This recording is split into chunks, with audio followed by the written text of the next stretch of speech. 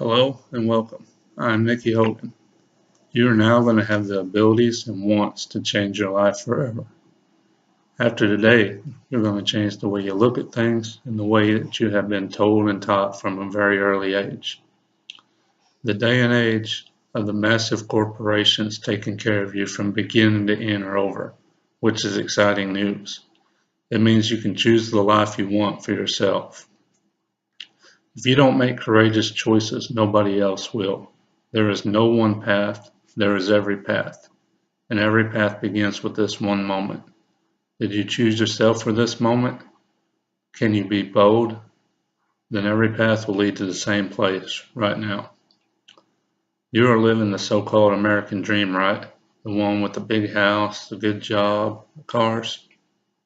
The American dream term is just a general expression used to describe the white picket fence mythology, when in fact the American dream comes from a marketing campaign developed by Fannie Mae that convinced Americans flushed with cash to start taking out a mortgage.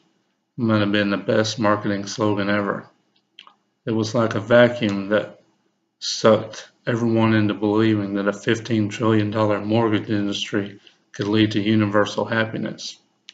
Then the desperate need to stay ahead of friends and neighbors ensued. You needed a bigger house, you needed 2 cars instead of 1, a bigger TV, a boat, RV, and so on. The American dream that you should actually want for yourself should be debt-free and the freedom and time to do things that only you want to do. Now let me tell you how I know you're not living that dream. Do you wake up on Monday mornings so excited to go to work? It's almost that feeling you get when you was a kid on Christmas morning. Or do you, and does every day feel like Friday at quitting time when you go home? I didn't think so. Why should you keep working a job that you really don't like for the rest of your life until you're able to retire and you're too old to enjoy life? By the time some of you are able to retire, the retirement age may be 70. What are you going to want to enjoy then? Are you going to want to show off your beach body at that age? About the most excitement you're going to get then is if you're still able to make it to the bathroom on time. In 2008, when everything crashed, is when the need to start choosing yourself really started happening. When things started picking back up, the middle class jobs never came back. With technology as coming as far as it has, machines, robots, and computers are replacing many jobs. Outsourcing, with jobs going out of the country, is another huge problem and still continues today. And the biggest being replaced by temporary positions that won't last long and will never get you anywhere in life. James Altucher spoke with several CEOs around this time and simply asked them point blank, did you fire people simply because this was a good way to get rid of people that were no longer useful? And the universal response was a nervous laugh and a yeah, I guess that's right. James also recently visited an investor that manages $1 trillion. You may think $1 trillion sounds impossible. I did. There's a lot more money out there than people let on. It's squirreled away and hoarded, invested, and reinvested by families for hundreds of years. And this $1 trillion he spoke of was just one family. Anyways, they was high up in the vertical city of New York, and the investor's office was completely surrounded by glass. The investor asked James, look out there, what do you see?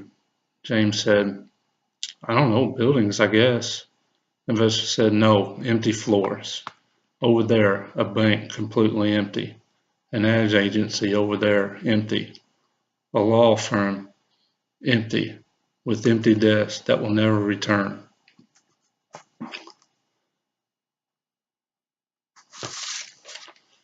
James recently joined the board of directors of a temporary staffing company with $700 million revenue. The year before was $400 million. And that growth happened in a flat economy.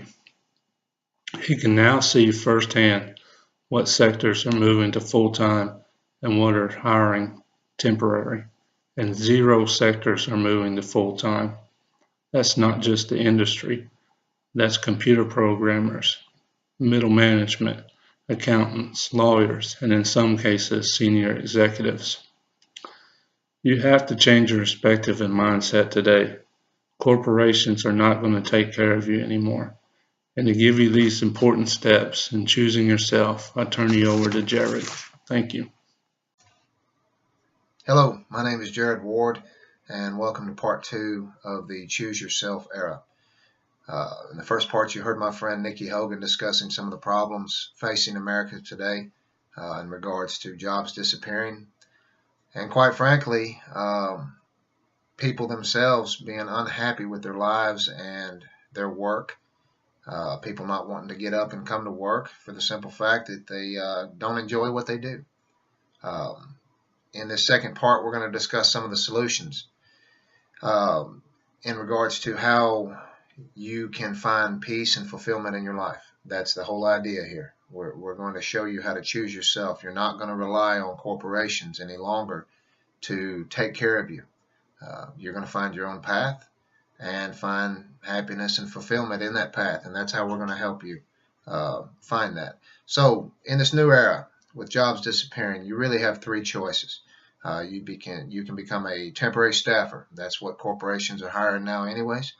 They're not going to fulfill, or they're not going to hire permanent positions when they can hire somebody temporarily to get a job done and then send them down the road. And that's what they're doing. So that's choice number 1. Choice number 2 is you can become an artist. I encourage that. Artists are free thinkers. They find their talents within themselves and they express them. And if you can find a path to where you can express your artistic abilities to the world, then I absolutely encourage that. The third would be an entrepreneur, and that's what we're going to talk about here just a little bit, is a way to choose yourself in order to fulfill your livelihood, financially speaking. Now, we're not just talking about financial. We're talking about physical, spiritual, emotional. These are all different facets of your life that need to be addressed. The idea here is to become healthy in all those aspects, all those aspects of life. Physical, emotional, mental. That's another one I didn't mention earlier. Mental. You need mental health in order to think clearly.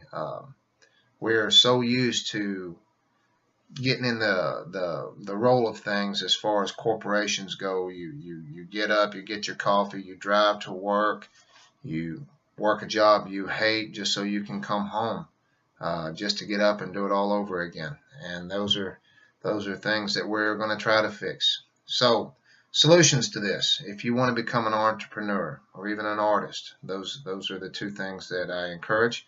The one idea would be to become an idea machine.